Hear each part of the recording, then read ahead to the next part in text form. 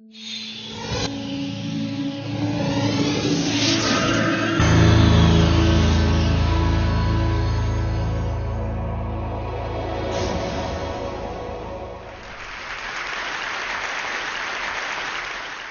after many years working in trade and economics, 4 years ago, I found myself working on the front lines of human vulnerability. And I found myself in the places where people are fighting every day to survive and can't even obtain a meal. This red cup comes from Rwanda, from a child named Fabian, and I carry this around as a symbol, really, of the challenge and also the hope. Because 1 cup of food a day changes Fabian's life completely. But what I'd like to talk about today is the fact that this morning, about 1 billion people on Earth, or 1 out of every 7, woke up and didn't even know how to fill this cup. 1 out of every 7 people. First, I'll ask you, why should you care, or why should we care? For most people, if they think about hunger, they don't have to go far back in their own family history, maybe in their own lives or their parents' lives or their grandparents' lives, to remember an experience of hunger. I rarely find an audience where people can go back very far without that experience. Some are driven by compassion, feel it's perhaps one of the fundamental acts of humanity. As Gandhi said, to a hungry man, a piece of bread is the face of God. Others worry about peace and security, stability in the world. We saw the food riots in 2008 after what I called the silent tsunami of hunger swept the globe when food prices doubled overnight. The destabilizing effects of hunger are known throughout human history. One of the most fundamental acts of civilization is to ensure people can get enough food. Others think about Malthusian nightmares. Will we be able to feed a population that will be 9 billion in just a few decades? This is not a negotiable thing, hunger. People have to eat. There's going to be a lot of people. This is jobs and opportunity all the way up and down the value chain. But I actually came to this issue in a different way. This is a picture of me and my 3 children.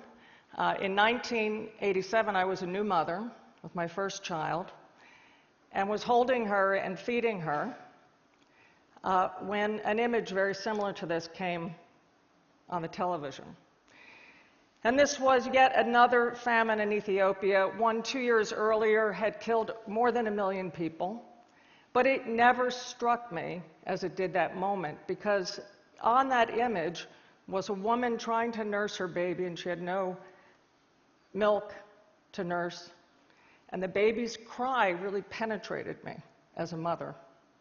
And I thought, there's nothing more haunting than the cry of a child that cannot be returned with food, the most fundamental expectation of every human being. And it was at that moment that I just was filled with the challenge and the outrage that actually we know how to fix this problem. This isn't one of those rare diseases that we don't have a solution for. We know how to fix hunger. 100 years ago, we didn't. We actually have the technologies and systems. And I was just struck that this is out of place at our time in history. These images are out of place. Well, guess what? This is last week in northern Kenya. Yet again, the face of starvation at large scale, with more than 9 million people wondering if they can make it to the next day. In fact, what we know now is that every 10 seconds we lose a child to hunger. This is more than HIV/AIDS, malaria, and tuberculosis combined. And we know that the issue is not just production of food. And one of my mentors in life is Norman Borlaug, my hero. But today I'm going to talk about access to food, because actually, this year and last year, and during the 2008 food crisis, there was enough food on Earth for everyone to have 2,700 kilocalories. So why is it that we have 1 billion people who can't find food? And I also want to talk about what I call our new burden of knowledge. In 2008, Lancet compiled all the research and put forward the compelling evidence that if a child in its first 1,000 days from conception to 2 years old does not have adequate nutrition, the damage is irreversible. Their brains and bodies will be stunted. And here you see a brain scan of 2 children, one who had adequate nutrition, another neglected, and who was deeply malnourished. And we can see brain volumes up to 40% less in these children. And in this slide, you see the neurons, and the synapses in the brain don't form. And what we know now is this has a huge impact on economies, which I'll talk about later, but also the earning potential of these children is cut in half in their lifetime due to the stunting that happens in early years. So this burden of knowledge drives me because actually we know how to fix it very simply.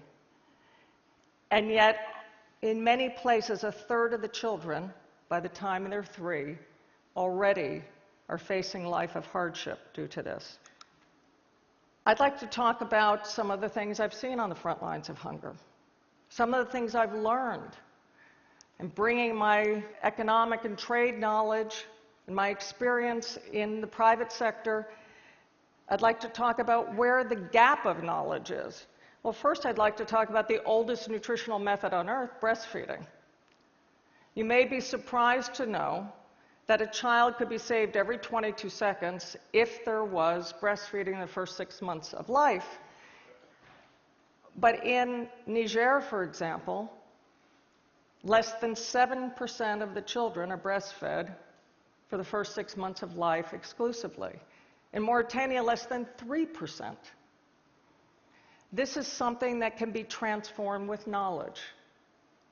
This message, this word can come out that this is not an old-fashioned way of doing business, it's a brilliant way of saving your child's life.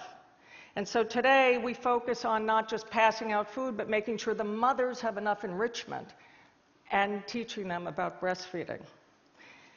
The second thing I'd like to talk about, if you were living in a remote village somewhere and your child was limp, and you were in a drought, or you were in floods, or you were in a situation where there wasn't adequate diversity of diet, what would you do? Do you think you could go to the store and get a choice of power bars like we can?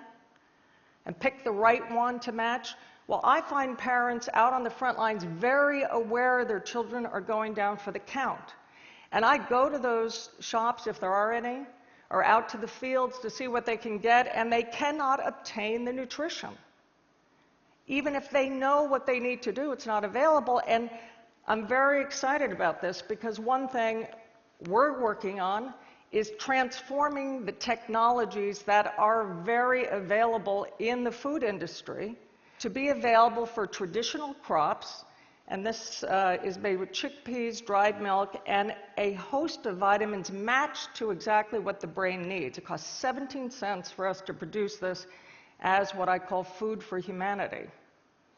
We did this with food technologists in India and Pakistan, really about 3 of them. But this is transforming 99% of the kids who get this, one package, 17 cents a day, their malnutrition is overcome. So I am convinced that if we can unlock the technologies that are commonplace in the richer world, to be able to transform foods. And this is climate proof. It doesn't need to be refrigerated. It doesn't need water, which is often lacking. And these types of technologies, I see, have the potential to transform the face of hunger and malnutrition out on the front lines. The next thing I want to talk about is school feeding. 80% of the people of the world have no food safety net. When disaster strikes, the economy gets blown, people lose a job, floods, war, conflict, bad governance, all of those things, there is nothing to fall back on. And usually the institutions, churches, temples, other things do not have the resources to provide a safety net. What we have found in working with the World Bank is that the poor man's safety net, the best investment is school feeding. And if you fill the cup with local agriculture from small farmers, you have a transformative effect. Many kids in the world can't go to school because they have to go beg and find a meal. But when that food is there, it's transformative. It costs less than 25 cents a day to change a kid's life. But what is most amazing is the effect on girls. In countries where girls don't go to school, and you offer a meal to girls in school, we see enrollment rates about 50% girls and boys. We see a transformation in attendance by girls, and there was no argument because it's incentive. Families need the help. And we find that if we keep girls in school later, they'll stay in school till they're 16 and won't get married if there's food in school. Or if they get an extra ration of food at the end of the week, costs about 50 cents, we'll keep a girl in school and they'll give birth to a healthier child because the malnutrition is sent generation to generation. We know that there's boom and bust cycles of hunger. We know this. Right now in the Horn of Africa, we've been through this before. So is this a hopeless cause? Absolutely not. I'd like to talk about what I call our warehouses for hope. Cameroon, northern Cameroon, boom and bust cycles of hunger every year for decades. Food aid coming in every year when people are starving during the lean seasons. Well, 2 years ago, we decided let's transform the model of fighting hunger. And instead of giving out the food aid, we put it into food banks. And we said, listen, during the lean season, take the food out. You manage, the village managed these warehouses, and during harvest, put it back with interest, food interest. So add in 5%, 10% more food. For the past 2 years, 500 of these villages where these are have not needed any food aid. They're self-sufficient. And the food banks are growing, and they're starting school feeding programs for their children by the people of the village. But they've never had the ability to build even the basic infrastructure or the resources. I love this idea that came from the village level, 3 keys to unlock that warehouse. Food is gold there. And simple ideas can transform the face, not of small areas, of big areas of the world. I'd like to talk about what I call digital food. Technology is transforming the face of food vulnerability. In places where you see classic famine, Amartya Sen won his Nobel Prize for saying, guess what? Famines happen in the presence of food because people have no ability to buy it. We certainly saw that in 2008. We're seeing that now in the Horn of Africa, where food prices are up 240% in some areas over last year. Food can be there, people can't buy it. Well, this picture, I was in Hebron in a small shop, this shop, where instead of bringing in food, we provide digital food, a card, says Bon Appetit in Arabic, and the women can go in and swipe and get 9 food items. They have to be nutritious, and they have to be locally produced. And what's happened in the past year alone is the dairy industry, where this card is used for milk and yogurt and eggs, hummus, the dairy industry has gone up 30%. The shopkeepers are hiring more people. It is a win-win-win situation that starts the food economy moving. We now deliver food in over 30 countries over cell phones, transforming even the presence of refugees in countries and other ways. Perhaps most exciting to me is an idea that Bill Gates, Howard Buffett, and others have supported boldly, which is to ask the question, what if, instead of looking at the hungry as victims, and most of them are small farmers who cannot raise enough food or sell food to even support their own families, what if we view them as the solution, as the value chain to fight hunger? What if, from the women in Africa who cannot sell any food, there's no roads, there's no warehouses, there's not even a tarp to pick the food up with, what if we give the enabling environment for them to provide the food to feed the hungry children elsewhere? And Purchasing for Progress today is in 21 countries, and guess what?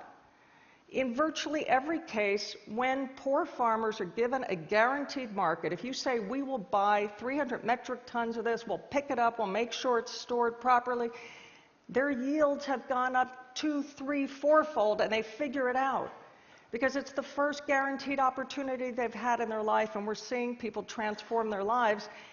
Today, food aid, our food aid, huge engine, 80% of it is bought in the developing world. Total transformation that can actually transform the very lives that need the food.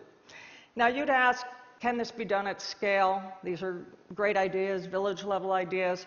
Well, I'd like to talk about Brazil, because I've taken a journey to Brazil over the past couple of years when I read that Brazil was defeating hunger faster than any nation on earth right now. And what I found is rather than investing their money in food subsidies and other things, they invested in a school feeding program. And they require that a third of that food come from the smallest farmers who would have no opportunity. And they're doing this at huge scale after President Lula declared his goal of ensuring everyone have 3 meals a day. And this Zero Hunger program costs 0.5% of GDP and has lifted many millions of people out of hunger and poverty. It is transforming the face of hunger in Brazil. And it's at scale, and it's creating opportunities. I've gone out there, I've met with the small farmers who have built their livelihoods on the opportunity and platform provided by this. Now, if we look at the economic imperative here, this isn't just about compassion. The fact is, studies show that the cost of malnutrition and hunger, the cost to society, the burden it has to bear, is on average 6%, and in some countries up to 11% of GDP a year. And if you look at the 36 countries with the highest burden of malnutrition, that's 260 billion lost from a productive economy every year. Well, the World Bank estimates it would take about $10 billion, 10.3, to address malnutrition in those countries.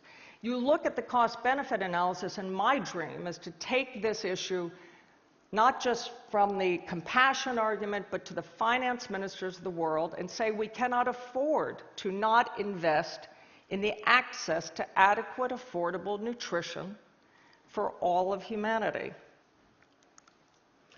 The amazing thing, as I found, is nothing can change on big scale without the determination of a leader. When a leader says, "Not under my watch," everything begins to change. And the world can come in with enabling environments and opportunities to do this. And the fact that France has put food at the center of the G20 is really important. Because food is one issue that cannot be solved person by person, nation by nation. We have to stand together. And we're seeing nations in Africa. WFP has been able to leave 30 nations because they have transformed the face of hunger in their nations. What I would like to offer here is a challenge. I believe we're living at a time in human history where it's just simply unacceptable that children wake up and don't know where to find a cup of food. Not only that, transforming hunger is an opportunity, but I think we have to change our mindsets. I am so honored to be here with some of the world's top innovators and thinkers, and I would like you to join with all of humanity to draw a line in the sand and say no more. No more are we going to accept this. And we want to tell our grandchildren that there was a terrible time in history where up to a third of the children had brains and bodies that were stunted, but that exists no more. Thank you.